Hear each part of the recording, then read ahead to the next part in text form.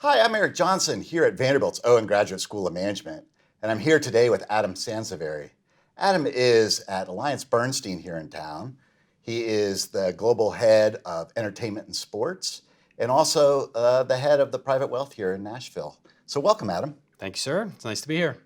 Well, AllianceBernstein is known as an active manager in a world of a lot of passive funds. How do you guys think about that? Yeah, I think we think about it in a number of ways. AllianceBernstein is the largest independent financial research firm in the world, right? So with that research prowess comes the ability and desire to be an active manager, and that's what we're known for legacy-wise and very successful at. At the end of the day, our opinion of passive versus active is a bit agnostic. It's where what makes the most sense for a client. We, of course, like active from the perspective that we can add value and we understand the areas where we can add value or alpha or outperformance for clients. But many fiduciaries of pensions, nonprofits, or individuals perhaps don't want to use their risk budget or fee budget on active management. In those areas, we'll of course use passive investments for those clients to maybe make up the core part of a US large cap portfolio, and we'll use active in more interesting areas like alternatives, China, emerging markets, concentrated areas in Europe, et cetera, et cetera, et cetera. So again, there's a place for both in any client's portfolio. It just really depends on the circumstance. Well, leading the sports and entertainment practice and being headquartered in Nashville, what are some of the opportunities you see? Yeah, that question makes me instantly think of like a Venn diagram of music and entertainment and all the great things that Nashville's known for. I've been lucky enough to spend a lot of my career in New York and a lot of it in Los Angeles and watch as this entertainment and music industry in particular has moved around the country. But Nashville has always been the home of publishing.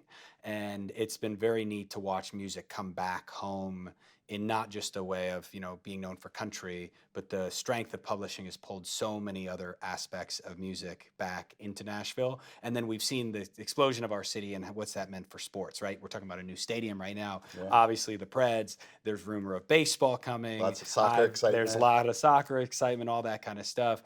So for us being now headquartered here and being the 800-pound gorilla in the finance world based in Nashville, it just creates, further opportunity for us to expand our presence in already a dominant field of working with sports and entertainment professionals. Yeah. Well, you mentioned a little bit about coming to Nashville, and you joined the firm after pursuing opera, an entrepreneurial career, building a resume in Broadway theater. How has that non-traditional background benefited you? I mean, I know you got an MBA along the way, Sure. and have spent a lot of time thinking about finance, but certainly a really interesting non-traditional background for someone that's in finance. And how has that benefited for you? And what advice would you give other folks who are coming in from a non-traditional area into finance? I think my simple answer is it just makes you more interesting in a very competitive industry, right? I'd say the more nuanced answer is I've walked in the shoes in some aspect of a peer to some of the best clients that we work with. I was a business owner building and selling two companies. I have been a passionate art enthusiast and philanthropist and venture capital investor. And all of my non-traditional experiences of raising tens of millions of dollars for theater led to experience that was instantly translatable into the world that we are in now, working with ultra high net worth individuals, institutions, business owners, nonprofits. And so there's a deeper level of understanding of the complexities that our clients are trying to go through or are going through, that I think people who grow up in finance maybe don't have that sort of real world experience. As far as advice, to play on that theme, when I'm hiring folks, I am looking for folks that are interesting, right, and can stand out in a very, very competitive industry, people who are intellectually curious and are passionate.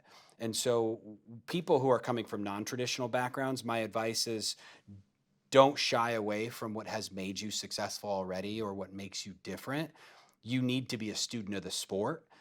Having gone and did a master's in economics and media management, never thinking I would go work in finance, did it for another reason, but it gave me a pathway to really continue to learn a business that, in hindsight was perfectly suited for me.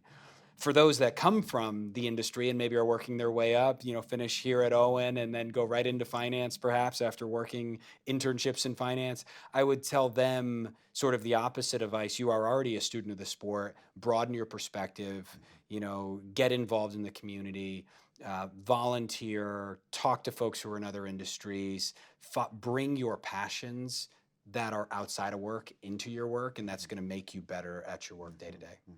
So it's not good enough to speak alpha and beta, but be able to connect at a human level on investing is super important. At the end of the day, when you are not making widgets, right? We're not a manufacturing company per se. We're a people business. We're a knowledge business. So at the end of the day, that intellectual curiosity and the relationship skills of working and gaining trust from other people is what makes you great in a business like ours. Yeah.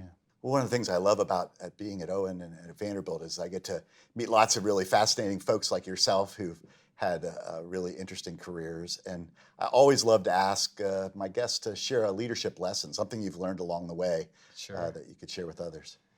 Oh man, there's so much, right? Look, I would say one of my favorite quotes is Abe Lincoln. And the quote is something along the lines of, if you give me 6 hours to chop down a tree, I'm going to spend the first 4 hours sharpening the axe. And when it comes to leadership, intentional planning cannot be overlooked. And I use the word intentionally, because I think people take planning for granted. But when you really look at the goals that you have, and I think back to what we've done here in Nashville over the past 4 years of being a pioneer and relocating our headquarters out of New York after 50 plus years, there was so much intentional planning that went into this. And then the second thing I would say, and maybe it's a little more tangible for those that are moving into a world of leadership or into new careers, and that's optimism. Honestly, as someone who leads a big organization and has a lot of employees, you cannot take for granted the power of optimism. When you are in a high stress environment, intensity of business or bureaucratic organization of any kind, when you bring optimism to the table every single day, problems get solved easier and people want to work with you. So the combination of those two things, I think, are crucial in success of anyone who wants to go into, business in any industry at all. That's great. Well, Adam, thanks so much for joining us today at Vanderbilt. My pleasure. Great being here.